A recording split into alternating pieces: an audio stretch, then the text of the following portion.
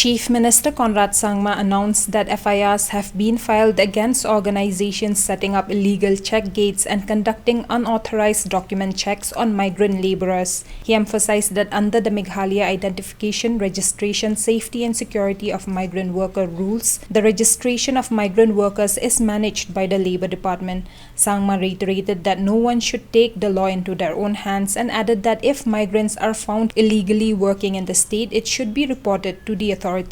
I won't call it non-working, it's not the correct nomenclature, but yes, we have to sit down and maybe, introspect, look at all the aspects and do what is in the best interest of everybody. So wherever we are seeing that there is a challenge and we are seeing that there is some kind of a consensus also building up, we are talking to different agencies and different boards to look into this aspect. And yes, it is being considered, but as I said, whenever we take a decision like this, we would always like to take the stakeholders on board. No, there is nothing called work permit. There is a registration that is done by the Labour Department, and that is what is the only policy that is followed by our state. And this, as you know, was done by our government only in the first MDA 1, and is the Labour Department that looks into all these aspects. So, as I said, there's no work permit or nothing like that, but registrations are mandatory, and this is done, and this was done, if you recall, from all aspects. Number one, as I said, to provide safety for the respected individuals and laborers also, and also to keep a full database of the different laborers who are working in us. Number one, nobody is authorized to check these papers. That's number one, and nobody can.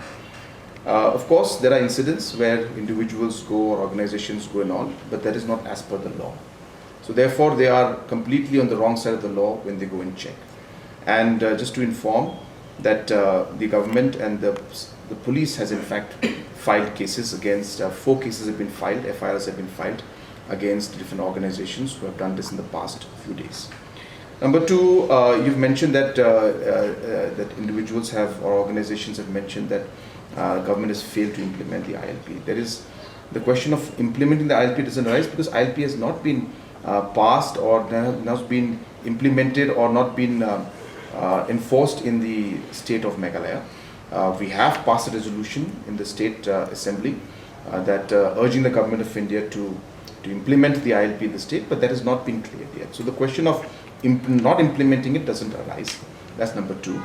MRSSA is a fact, again, you are aware that we had passed the MRSSA, made the amendments in it, but it was at the governor's level, and governor had then sent it or mentioned that it should be sent to the central government, Home Ministry, for President's assent. And accordingly we had sent it. They had sent back and asking us to look into different aspects, which again we are examining those aspects and seeing how to move forward, because a lot of points that were mentioned by government. So the question of non-implementation doesn't arise. Regarding the question of different projects being stalled, no project has been stalled because of this kind of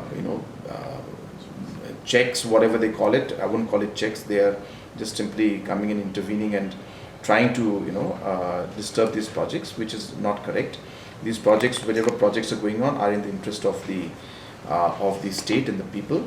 If anybody has any concerns and issues, they should follow and they should ask the departments to find out and give a list. And of course, if anybody has any concerns, we're ready to inform and give them the information. But as I said, taking the law in their own hands and going and do the checking, social checking or whatever they may call it, is something that is actually not at all acceptable. And as I said, as per law and the provisions of the law, the police will take necessary action. You see, there are incidents. Last time also, if you are aware, that arrests have been made in those cases. So those are the news that sadly the press doesn't carry. They will carry the more sensational news. But when those arrests were made, then there were reactions, but we stuck to those arrests and the cases are still going on. So we have been firm, but that was not carried again in the press. Now also, in fact, as I said, we have already filed cases, and as per the provisions of the law, the action will be taken. I don't want to say anything more right now. The police is doing its job. The administration and the police had gone to tell them that you cannot do this. and then they left. Sir, But it's in still one of going these, No. Means today also. On that particular, whenever the incident, wherever happens, the immediately the police goes to tell them that you cannot do this and please leave. And cases are filed against them. There were instances they were standing just like that. Yes. I have not seen those. But as I said, wherever there have been cases like this, the police has been asked to immediately act and file cases. And as I mentioned to you, 4 cases have been filed. meeting with stakeholders. Yes, because we had taken this issue up. We had we had passed the amended act, and Government of India and the governor at that point did not give the assent. And in fact, he had asked us to refer this to the MHA and to the President. So therefore, yes, we would be following it up and seeing what way we would be able to balance out between the concerns that MHA has raised and yet achieving the objectives that as a state government we would want. So, sir, can we say that all migrant laborers are adhering to the Meghalaya Identification, Registration, Safety and Security of Migrant Workers Act? Well, they should be.